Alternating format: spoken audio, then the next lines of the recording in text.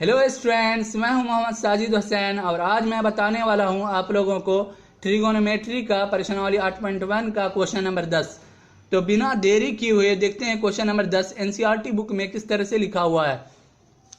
NCERT book का मैंने जो है एक पेपर में ही लिख लिया है कि आप लोगों को साफ साफ नजर आ जाए। तो ये एनसीईआरटी बुक का है, एक पेपर में मैंने क्वेश्चन लिख लिया है। तो देखते हैं क्वेश्चन किस तरह से लिखा हुआ है। क्वेश्चन ये है, त्रिभुज पी क्यू आर में जिसका कोण क्यू समकोण है P r plus q are बराबर 25 सेंटीमीटर और पी क्यू बराबर 5 सेंटीमीटर है, साइन पी कोस पी और टेन पी के मान ज्ञात कीजिए। तो बाबू सबसे पहले हमको क्या देखना है कि एक त्रिभुज है जिसका नाम क्या है पी क्यू आर। तो मैंने एक त्रिभुज बना दिया है पी क्यू आर और उसमें क्या बोल रहा है बाबू, जिसका कोण क्यू समकोण है। क्यों मैंने समकोण बना दिया, समकोण होता है 90 डिग्री का कोण, 90 डिग्री का एक सिंबल है, ये 90 डिग्री का मैंने बना दिया है। अब बाबू बोल रहा है कि P r plus q are बराबर 25 centimetre, P r plus q are बराबर 25 सेंटीमीटर हमको दिया हुआ है और पी क्यू बराबर 5 सेंटीमीटर। तो पी क्यू मैंने लिख दिया 5 सेंटीमीटर और P r plus q r हमको कितना दिया हुआ 25 सेंटीमीटर। और क्या क्या चीज़ ज्ञात करना है, साइन पी कोस पी और टेन पी का मान ज्ञात करना है। तो सबसे पहले हमको बाबू चलना है P r plus q are से हमको चलना है और इस क्वेश्चन को सॉल्व करना है। तो देखते हैं P r plus q are क्या लिखा हुआ है। P r plus q r हमको दिया हुआ है, P r plus q r हमको दिया हुआ है 25 centimetre, P r plus q r हमको दिया हुआ है 25 सेंटीमीटर। अब इससे हमको आगे बढ़ना और क्वेश्चन को सॉल्व करना है। तो बाबू p r plus q r हमको दिया हुआ है 25 सेंटीमीटर, तो पी आर बराबर क्या हो जाएगा बाबू, हमारा पी आर बराबर हो जाएगा 25 माइनस क्यू आर हो जाएगा ना, क्योंकि इधर जो है प्लस में क्यू आर था, बराबर के उधर गया तो क्या हो गया minus Q R. P R बराबर हो गया मेरा 25 माइनस क्यू आर। तो इसको हम बाबू मान लेते हैं इक्वेशन फर्स्ट, समीकरण फर्स्ट मैंने मान लिया। अब बाबू अब आगे कैसे बढ़ना है, अब आगे बढ़ना है। सबसे पहले हमको याद करना है कि पाइथागोरस प्रमेय क्या होता है। पाइथागोरस प्रमेय ये होता है कि कर्ण का वर्ग अन्य दो भुजाओं के वर्गों के योग के बराबर होता है। कर्ण का वर्ग अन्य दो भुजाओं के वर्गों के योग के बराबर होता है। तो कर्ण मेरा कौन है पी आर, तो पी आर का स्क्वायर मतलब वर्ग मतलब होता है स्क्वायर, अन्य दो भुजा क्यू आर का स्क्वायर प्लस क्यू पी के स्क्वायर के बराबर होगा। तो हम लिखते हैं पाइथागोरस प्रमेय, मैं लिख भी दिया हूँ एक पेज में कि आप लोग को अगर याद करना हो तो आप याद कर सकते हैं। पाइथागोरस प्रमेय होता है कर्ण का वर्ग अन्य दो भुजाओं के वर्गों के योग के बराबर होता है। अगर आप लोग को याद करना है तो याद भी कर सकते हैं और ये बहुत ही इम्पोर्टेंट प्रमेय है। अब बाबू हम क्या बोले थे कि इसको जो आगे बढ़ना है, आगे जो बढ़ाना है तो हम पाइथागोरस प्रमेय से चलेंगे। तो पाइथागोरस प्रमेय क्या होता है, कर्ण का वर्ग, तो कर्ण हमको क्या दिया हुआ है तो पी आर दिया हुआ है, कर्ण का वर्ग मतलब स्क्वायर, तो कर्ण का वर्ग अन्य दो भुजाओं ये है, इसको जोड़ देंगे मतलब कि अन्य दो भुजाओं के वर्ग कर दिए क्यू आर का स्क्वायर प्लस क्यू पी का स्क्वायर, अन्य दो भुजाओं के वर्गों के योग के बराबर मैंने कर दिया। यही बोल रहा था पाइथागोरस प्रमेय कि कर्ण का वर्ग मतलब पी आर का स्क्वायर जो है वो Q R square plus Q P के स्क्वायर के बराबर होता है। यही कहना था पाइथागोरस प्रमेय का, मैंने कर दिया। अब बाबू हमको पी आर दिया हुआ है, पी आर मेरा कितना दिया 25 माइनस क्यू आर, तो हम लिख देंगे 25 माइनस क्यू आर का होल स्क्वायर बराबर।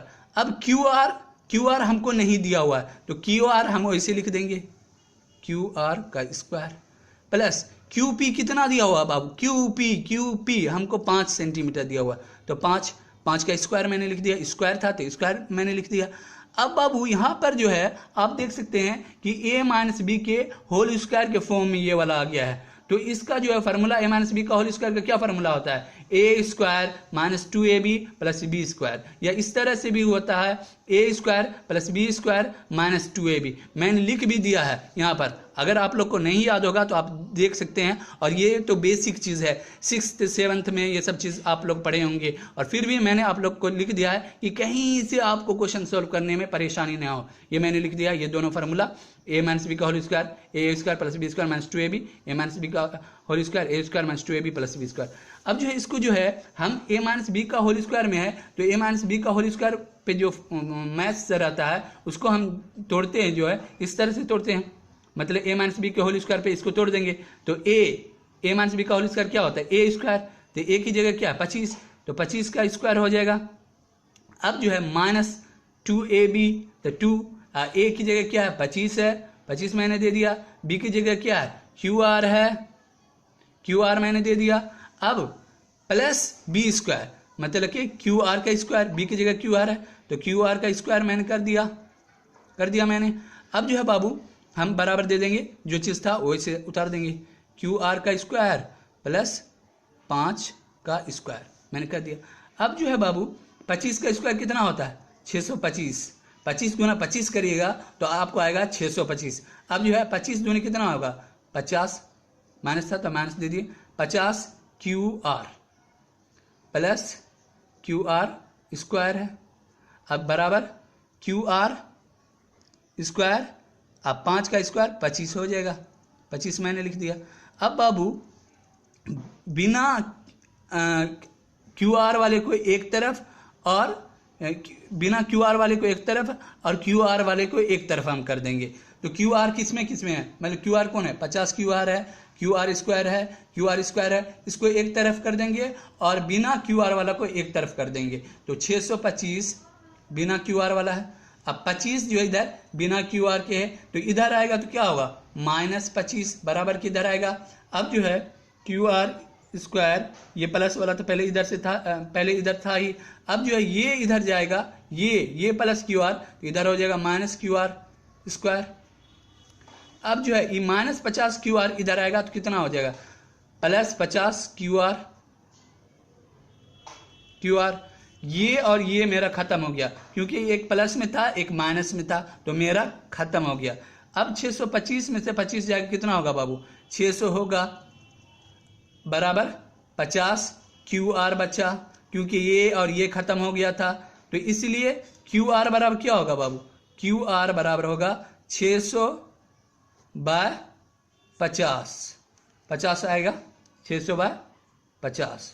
अब इसको हम काट देंगे बाबू, तो कितना बार में 0 0 कटा, 5 60 को 5 से काटेंगे कितना बार में 12 बार में कटेगा, तो मतलब कि बराबर आ गया क्यू आर मेरा 12 सेंटीमीटर निकल गया, कितना 12 सेंटीमीटर।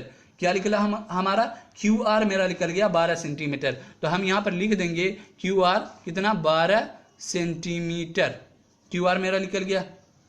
अब जो है क्यू आर निकल गया मेरा, तो अब समीकरण फर्स्ट से चलेंगे तो पी आर भी निकल जाएगा और क्यू पी तो निकला ही हुआ है, और जो फंक्शन पूछ रहा है वो आसानी से निकाल देंगे। तो पहले चलेंगे अब समीकरण फर्स्ट से, तो हम लिखेंगे ये चीज लिखेंगे बाबू, नाउ समीकरण फर्स्ट से मैंने लिख दिया। अब मेरा समीकरण फर्स्ट क्या था बाबू, समीकरण फर्स्ट था पी आर बराबर 25 minus Q R, P R बराबर 25 माइनस क्यू आर, तो मतलब कि पी आर बराबर 25 माइनस क्यू आर ये दिया हुआ था। तो फिर पी आर बराबर क्या हो जाएगा बाबू 25, अब मेरा क्यू आर कितना निकला था, Q R 12 centimetre, Q R 12 centimetre मेरा निकला था, तो क्यू आर 12 बैठा देंगे, तो अब पी आर बराबर क्या हो जाएगा 25 में से 12 जाएगा कितना होगा बाबू 13 सेंटीमीटर, यहाँ पर दे देंगे या का निशान दे देंगे, हो गया पी आर मेरा निकल गया। तो पी आर अब यहाँ पर हम दे देंगे, पी आर कितना 13 सेंटीमीटर निकल गया। अब क्या क्वेश्चन में पूछ रहा था बाबू, क्वेश्चन में हमारा पूछ रहा था कि साइन पी कोस पी और टेन पी का, तो अब तो आराम से निकाल सकते हैं। सारा जो है मेरा मान निकल गया, ये समकोण त्रिभुज का सारा चीज़ हमारा लंब निकल गया, आधार निकल गया, कर्ण निकल गया। अब साइन पी कोस पी और टेन पी निकालना हलवा है, हलवा, तो आसानी से निकाल सकते हैं। तो साइन पी बराबर क्या फार्मूला होता है? साइन पी बराबर होता है साइन पी बराबर फार्मूला क्या होता है बाबू? जो साइन थीटा बराबर होता है वही साइन पी बराबर भी होगा लंब बटे कर्ण।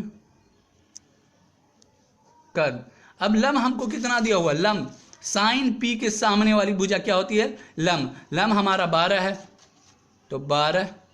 कर्ण मेरा सेम ही रहता है, कर्ण 13, कर्ण सब में सेम ही रहता है, तो बटे 13, ये मैंने लिख दिया। अब क्या पूछ रहा है बाबू? क्या पूछ रहा है? कोस पी का मान पूछ रहा है। इसका मान निकल गया। अब कोस पी का, तो कोस पी का क्या फार्मूला होता है? जो कोस थीटा का फार्मूला होता है वही होगा। तो क्या होता है? आधार बटे कर्ण। आधार मेरा कितना दिया हुआ? आधार, तो कोस पी के सामने वाली भुजा तो लंब हो गया, तो कोस थीटा में लंब की जरूरत नहीं है, आधार और कर्ण। तो पी के सामने वाली भुजा मतलब ये 12 है, ये तो मतलब लंब है, तो इसकी जरूरत नहीं है। तो जाहिर सी बात है ये लंब है, तो आधार मेरा ये होगा, क्योंकि कर्ण तो सेम ही रहता है। तो कोस पी बराबर क्या होता है? आधार बटे कर्ण। तो आधार मेरा कितना दिया हुआ है?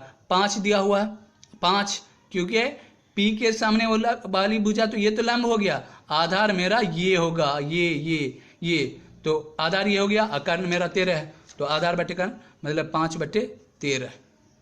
5/13। अब बाबू पूछ रहा है हमको 10p का मान निकालने। क्या चीज का? 10p का। तो 10p बराबर क्या होता है? लंब बटे आधार। तो लंब मेरा 10p, p के सामने वाली भुजा कौन है? पी के सामने वाली भुजा क्यू आर है, क्यू आर हमको दिया हुआ 12 सेंटीमीटर, और लंब बटे क्या होता है? आधार, तो 12/5 हो जाएगा। आधार मेरा 5 है, जब ये लंब हो गया तो आधार ये लंब बटे आधार मतलब हो जाएगा 12/5। ये मेरा निकल गया। देखा बाबू मैंने किस तरह से जो है मतलब एकदम आसानी से इजी वे में साइन पी कोस पी और 10p का मान निकाल दिया, और जो आपको पूछ रहा था वो भी आ गया, मतलब साइन पी कोस पी और 10p का मान पूछ रहा था निकालने के लिए, और मतलब निकल गया। कितने आसानी से मैंने निकल दिया। इसलिए बाबू अगर मेरा मतलब पढ़ाने का अंदाज आप लोग को अच्छा लगे, मेरा टीचिंग स्टाइल अच्छा लगे, तो आप लोग जो है लाइक शेयर और कमेंट और मतलब कि दूसरे दोस्तों को भी बताओ कि जो इस चैनल पे अच्छा पढ़ाई होता है, ये चीज़ मतलब लोगों को बताओ। और मैं कल से जो है आप लोगों को प्रश्नावली 8.2 पढ़ाऊंगा, 8.2, और वो भी बहुत ही मतलब इम्पोर्टेंट है, और एग्जाम में बहुत 8.2 से भी बहुत ज़्यादा क्वेश्चन आता है। तो कल मिलते हैं। Thank you very much.